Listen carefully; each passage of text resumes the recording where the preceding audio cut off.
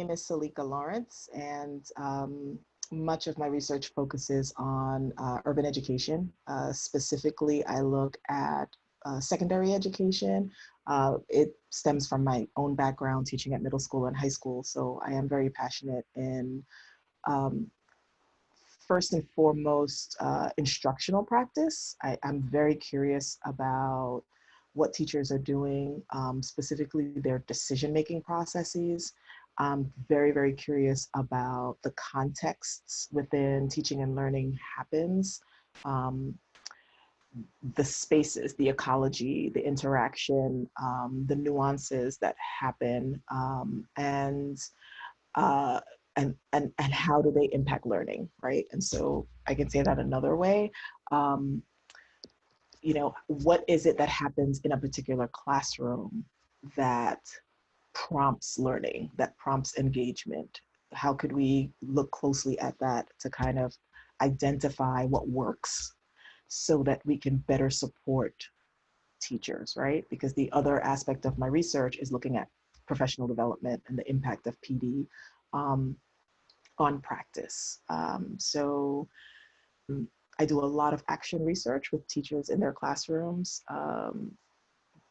just because it fits well within my interest in terms of looking at secondary practice.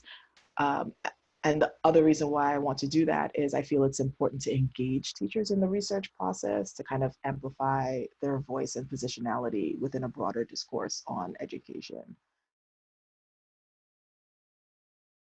Okay, so action research is really looking, it's a method of teacher research, of self-study. So it's, you know, teachers looking at their own practice. It's me looking at my own practice. And it's cyclical. I think that teachers do action research every day, they just don't name it. And it's really helping them understand that their decision-making is revolves around the data and revolves around their observation and what they're noticing about kids, right?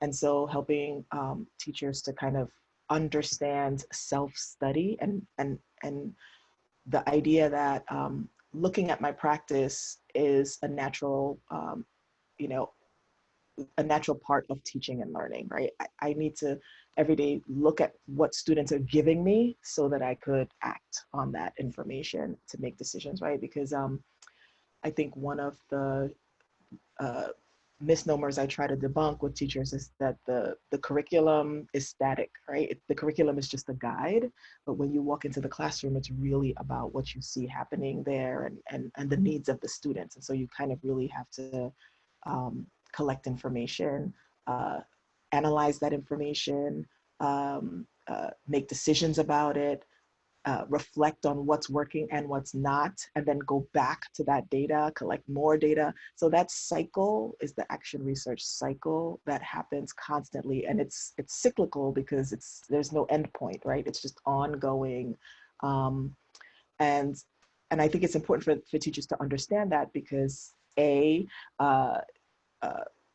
the collection of data is a process, and understanding what kinds of data emerge from a classroom, right? So the lesson, the unit, student responses, my observations, the actual artifacts from the students, these are all data sources that I should be looking at to see what works and what doesn't work, because I don't want to replicate something that's not working, right?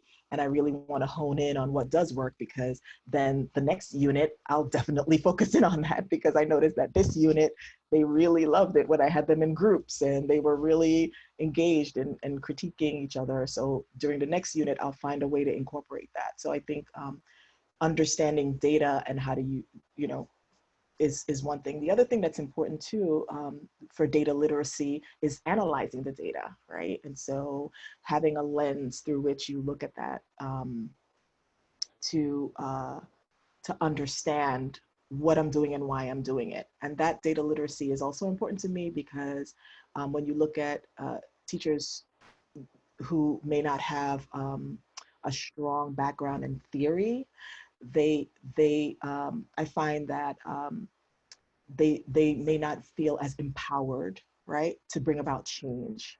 So it's important to understand what I'm doing and why I'm doing it, so that I could be more of a change agent. I don't need to be so passive in my work, right? And so if the principal walks in and is like, well, why are you doing XYZ? You have a response that says, well, I've noticed in the trends in my students' performance that XYZ, and that's why I decided to make that shift, right?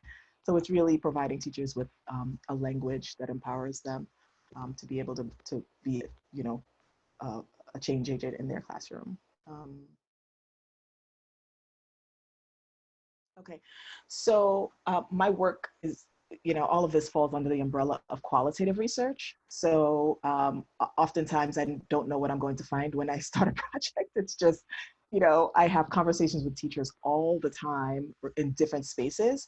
And so as I talk to teachers, I'm like, that sounds very interesting. Tell me more about that. And then through the conversation, you know, we get at the heart of either you know, a really good practice, something that's really working, or we unearth a question around inquiry that we want to explore further about addressing a problem, right? And that could lead to a case study, right? Which is another approach that I've used, where I go in and through observations or interviews or collecting instructional artifacts from the classroom. Sometimes I've taken pictures, I've looked at self-reported data.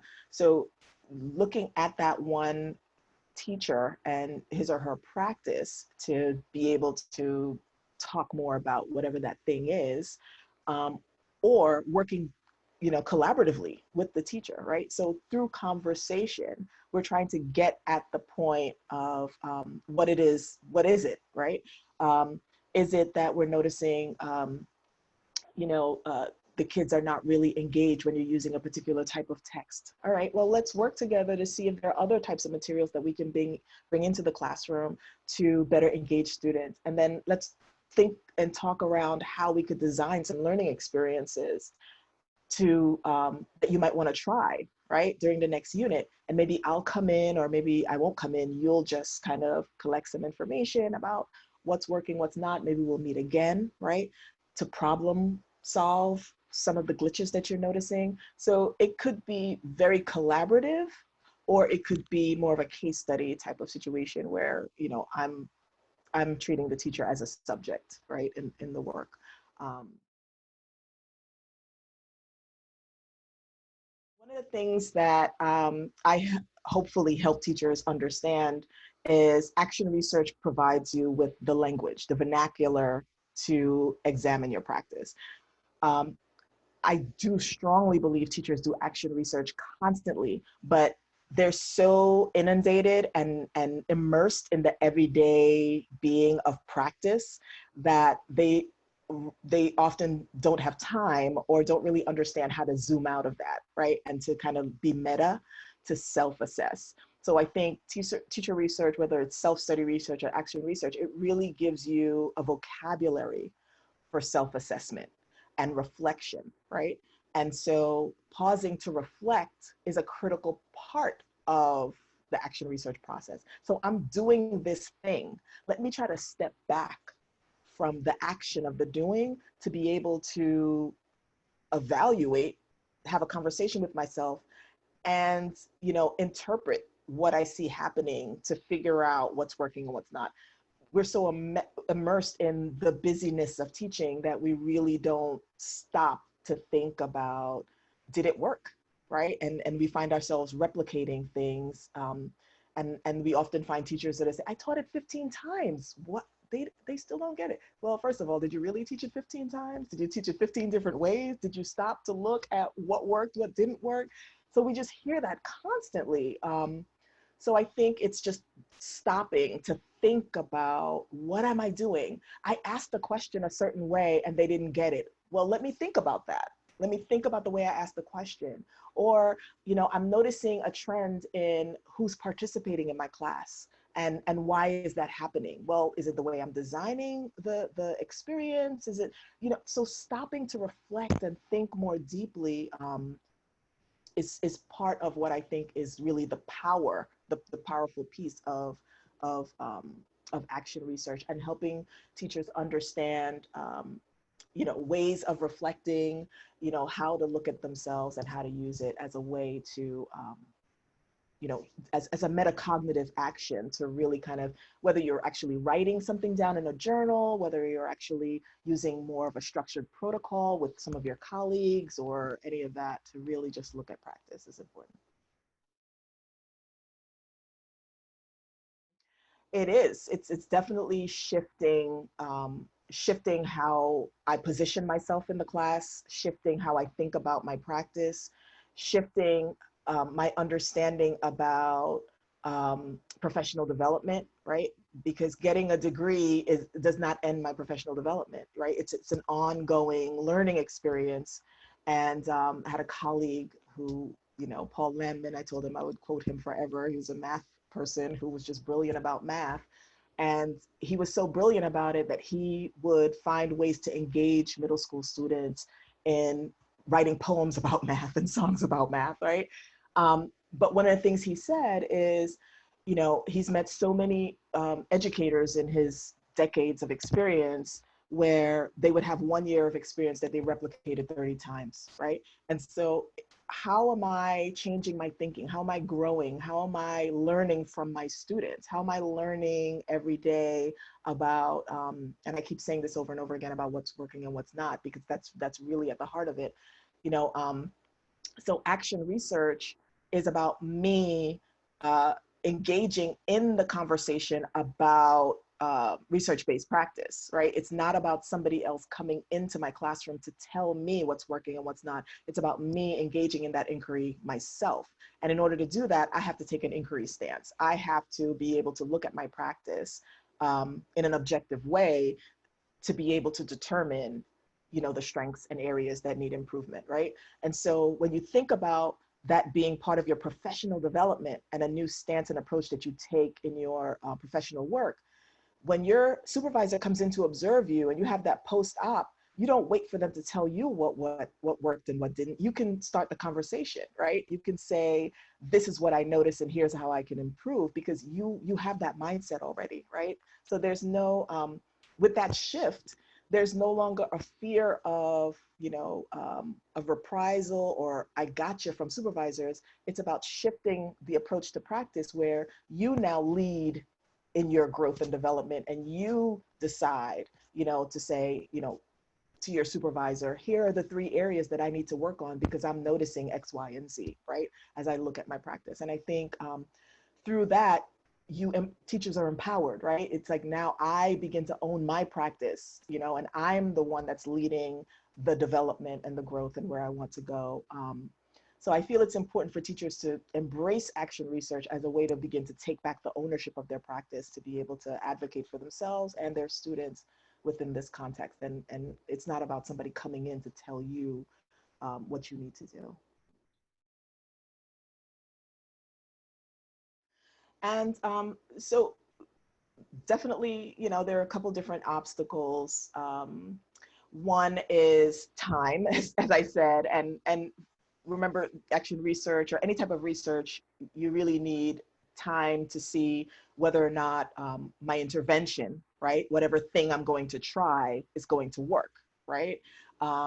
And so if you're concerned about, the curriculum, testing, all the other things that teachers need to deal with that we don't need to, repeat here, that becomes an obstacle. But I think that teachers shouldn't kind of be intimidated by that. You could definitely, launch a project and begin to see that even if you had 2 weeks or 3 weeks, what glimpses did you notice in terms of the shifts and outcomes that you could probably think about during the next unit. The curriculum presents some obstacles for some teachers, especially teachers' knowledge of the content areas and their efficacy teaching that content could pose some barriers. The other thing I find as somebody trying to collaborate with teachers and helping them through professional development is just the mindsets and the shifts required to begin to think differently about your practice. I've encountered so many teachers that for whatever reason, it's just, this is my curriculum. I have to teach it this way. I have to teach it this way, and I'm like, but why? Why? So the curriculum is just a guide. And especially if it's so scripted, you know, we have to look more deeply into, even if this is a research-based project, to what context was that study conducted? You know, is it the same context where you're working with these students? Maybe you should replicate that research in your own context to see if you'll get similar outcomes. And so it shouldn't be a passive type of experience is my point. That I don't know where that happens, because I know teacher education programs are really trying to cultivate critical thinkers and advocates. But, you know, when teachers go into the schools, it's like, no, here's the pacing calendar. And I'm not anti-curriculum. I develop a lot of curriculum, but it's, you know, the curriculum helps frame your work. And so you need to think about what's happening in the classroom with the students and how you can tweak things and massage things based on the needs of the students in front of you.